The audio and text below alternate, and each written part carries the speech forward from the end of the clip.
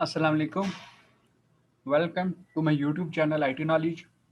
Dear students, आज हम CS21 का लेक्चर नंबर 18 करेंगे। एंड लेक्चर नंबर 18 में आज हमने कंस्ट्रक्टर के बारे में देखना है। जैसा कि लास्ट लेक्चर्स में हमने क्लासेस बनाना सीखी, क्लासेस क्यों यूज़ करते हैं, कैसे यूज़ करते हैं और इनको क्लासेस को बनाते कैसे हैं, हमने वो सीखा। तो क्लासेस के अंदर ही हम कुछ कंस्ट्रक्टर भी यूज़ करते हैं। तो आज हम कंस्ट्रक्टर के बारे में देखेंगे कि ये क्यों यूज़ होते हैं, कैसे यूज़ होते हैं और इनको कहते क्या हैं, मतलब इस इनका मेन कंसेप्ट क्या है कंस्ट्रक्टर का। तो उसके बाद हम इसकी कुछ टाइप्स देखेंगे, कंस्ट्रक्टर की कितनी टाइप्स हैं। बेसिकली इसकी 4 टाइप्स की होते हैं कंस्ट्रक्टर, लेकिन हम यहाँ पे इसकी 2 टाइप्स जो सबसे ज़्यादा मोस्ट इम्पोर्टेंट और जो बहुत ज़्यादा यूज़ हो रही हैं उनको देखेंगे। लेकिन जो बाकी 2 टाइप्स हैं वो इतनी ज़्यादा यूजेज नहीं है। तो इसलिए हम इन 2 टाइप्स को देखेंगे, constructor overloading and default constructor. So चलते हैं, स्टार्ट करते हैं। Constructor, a type of function that is automatically executed when an object of that class is created is known as constructor.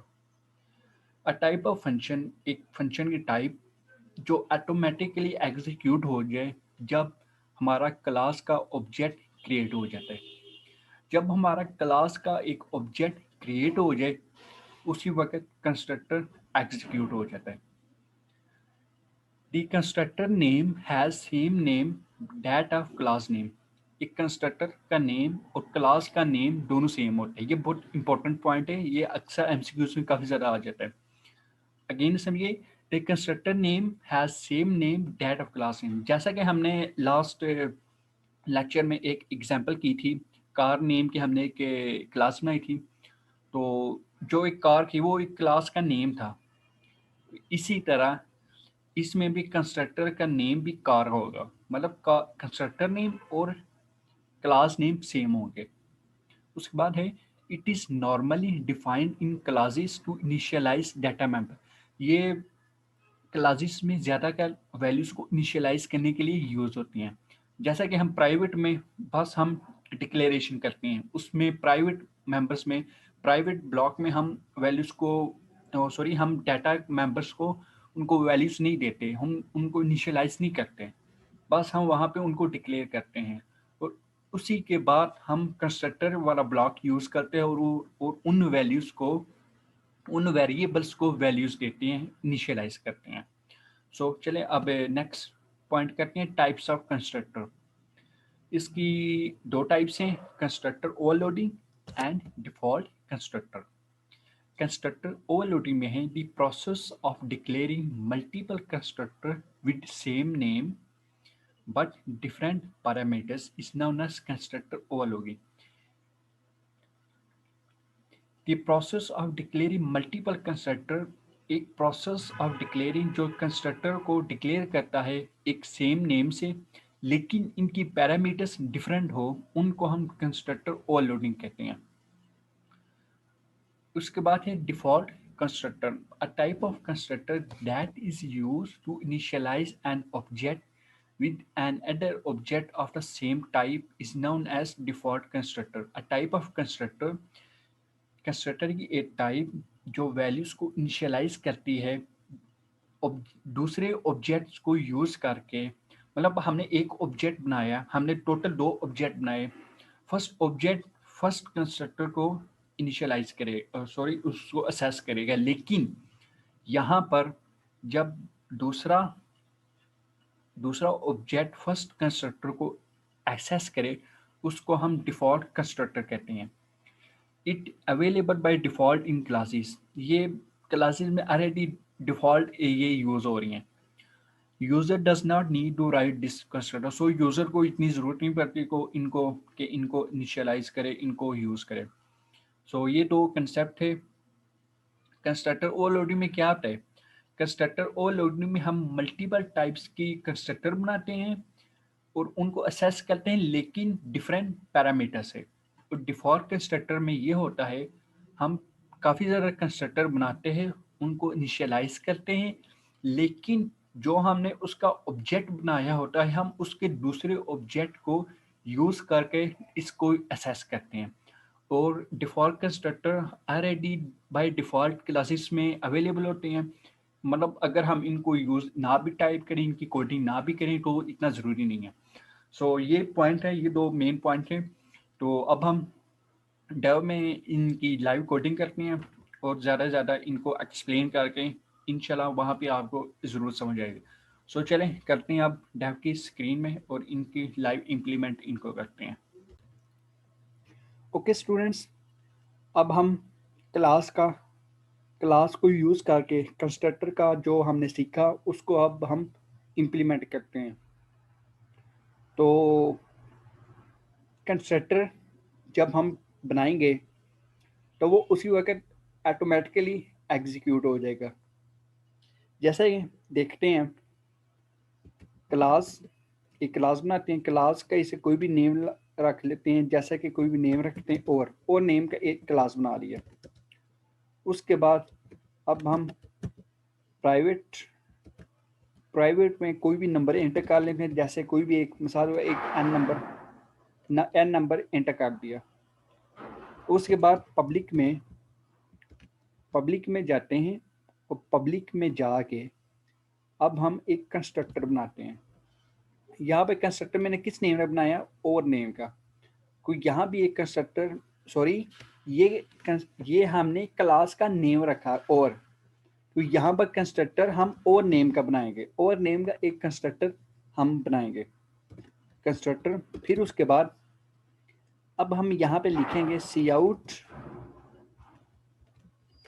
Pakistan, C out Pakistan. Okay, ये हमने सी out Pakistan डाल लिया। अब इसके बाद मैं एक ऑब्जेक्ट बनाऊंगा क्लास नेम का। क्लास नेम क्या है, ओवर।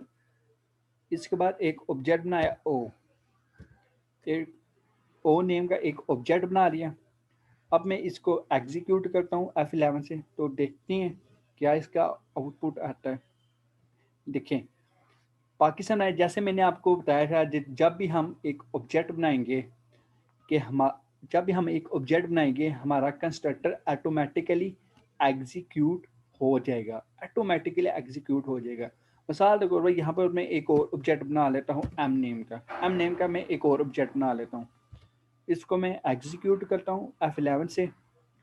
देखिए, पाकिस्तान अब 2 टाइम आ गया। मैंने एंटर लिखा कि इसलिए वो एक लाइन में आया। मैं जितने यहाँ पे ऑब्जेक्ट बनाते जाऊंगा उतने ही कंस्ट्रक्टर रन होते जाएंगे। यही मेन पर्पस है, यही मेन इसका कंसेप्ट है। कंस्ट्रक्टर को हमेशा हम क्लास नेम से बनाते हैं, जो क्लास का नेम होगा वही हम इसका नाम रखेंगे कंस्ट्रक्टर का। कंस्ट्रक्टर बेसिकली यूज़ होते हैं इनिशियलाइज के लिए, जब हम ऑपरेटर ओ लोडिंग करेंगे तो वहाँ पे जाके हम इसका देखेंगे इनिशियलाइज कैसे होंगे। तो अब हम इसी को थोड़ा सा कैंसिल करते हैं। अब हम ऑपरेटर ओवरलोडिंग का कंसेप्ट लेते हैं कि ऑपरेटर ओवरलोडिंग क्या चीज़ है। इसी को मैं यूज़ करता हूँ। चलें देखें, अब मैं यहाँ पर एक ऑब्जेक्ट बनाता हूँ, एक क्लास बनाता हूँ। लेट्स सपोज यहाँ पर मैं कोई एक क्लास बना लेता हूँ ओवर नेम की हम क्लास बना लेते हैं। ओके, ओवर नेम की क्लास बना लेते हैं। अब मैं इसके अंदर कुछ नंबर एंटर करता हूँ, इंट नम। फिर उसके बाद कुछ करैक्टर एंटर करते हैं। करैक्टर एंटर करने के लिए इसके अंदर CH कर लेते हैं। ओके, ये हमने 2 ले लिए। इसको मैं रिमूव करता हूँ। ये जो ऑपरेटर ओवरलोडिंग है, ये थोड़ा सा ध्यान से समझिए, ये थोड़ा सा टेक्निकल है, काफ़ी ज़्यादा ना ट्रिकी पॉइंट है कि, इसलिए इस थोड़ा सा ना फोकस से ना इसको समझिएगा। ओके, अब हम इनिशियलाइज करेंगे। ये जो 2 नंबर हैं, int num and character CH, इसको अब हम यहाँ पे आगे इनको इनिशियलाइज करेंगे। नम इक्वल टू कर देते हैं 0। ओके, एक एग्जाम्पल ही हम कर रहे हैं। नम इक्वल टू 0 कर लेते हैं। फिर यहाँ पे सी एच करते हैं। सी एच देखें, सी एच क्या है, करैक्टर है। करैक्टर हमेशा कॉलम्स में आता है। तो कॉलम में अब यहाँ पर हम एंटर करते हैं ए। ओके, ये हो गया। ओवर में जैसा मैंने ऑपरेटर ओवरलोडिंग में मैंने आपको बताया था कि ऑपरेटर ओवरलोडिंग में हम मल्टीपल कंस्ट्रक्टर बनाते हैं और उन कंस्ट्रक्टर के अंदर वैल्यूज को पास करते हैं। मल्टीपल कंस्ट्रक्टर बनाएंगे, यहाँ पर हम मल्टीपल कंस्ट्रक्टर बनाएंगे, इसलिए इसका मैं एक और कंस्ट्रक्टर बनाऊंगा।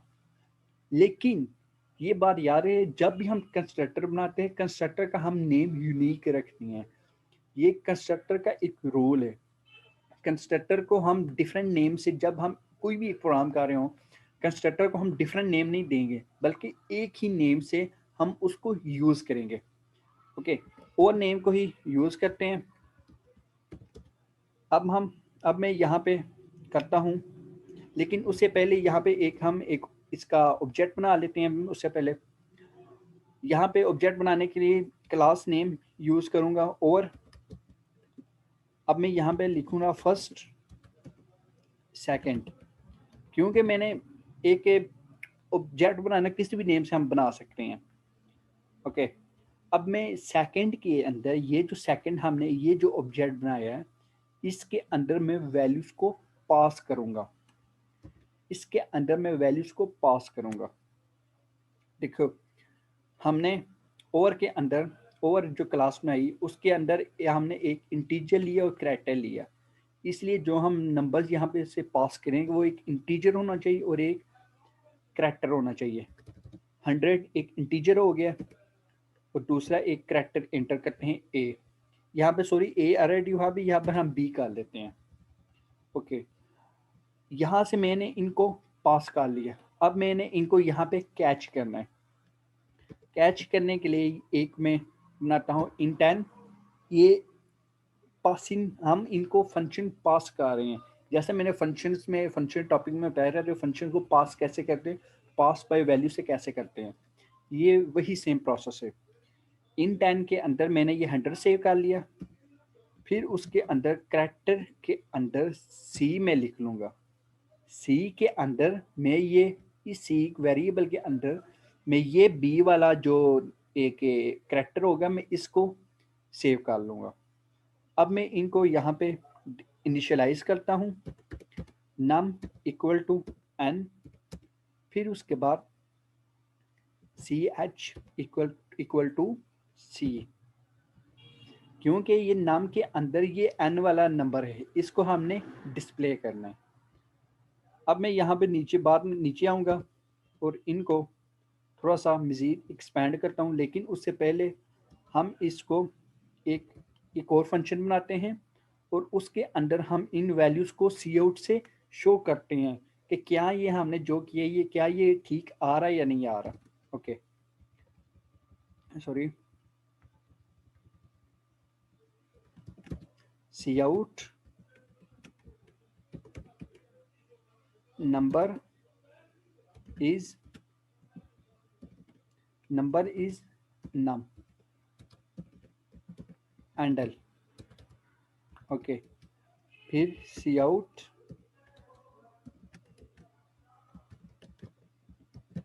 कैरेक्टर इज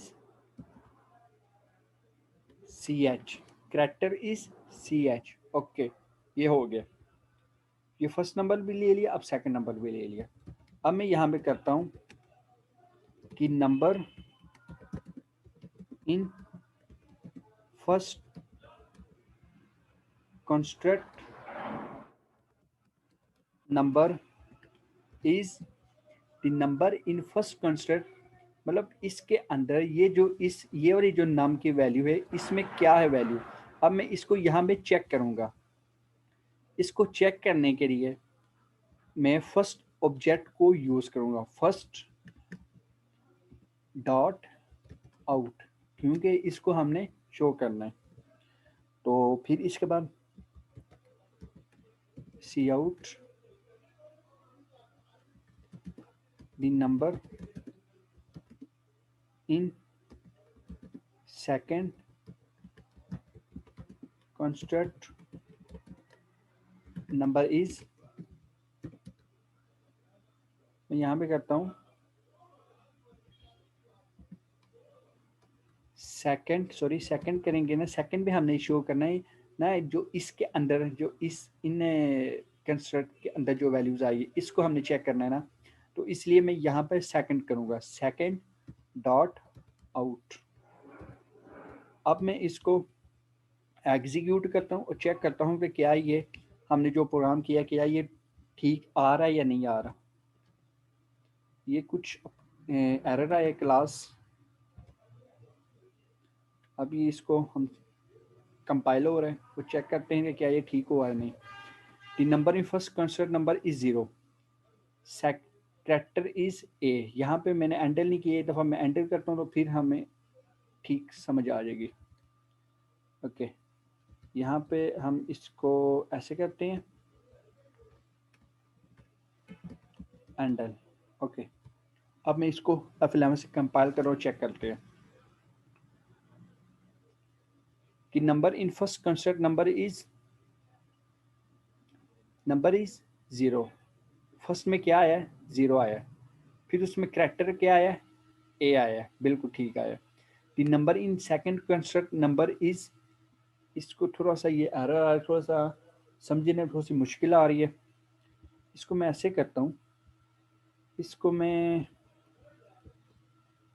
इस वजह से थोड़ा सा एरर आ रहा है, इसको हम एंडल को इसको भी ख़त्म करते हैं।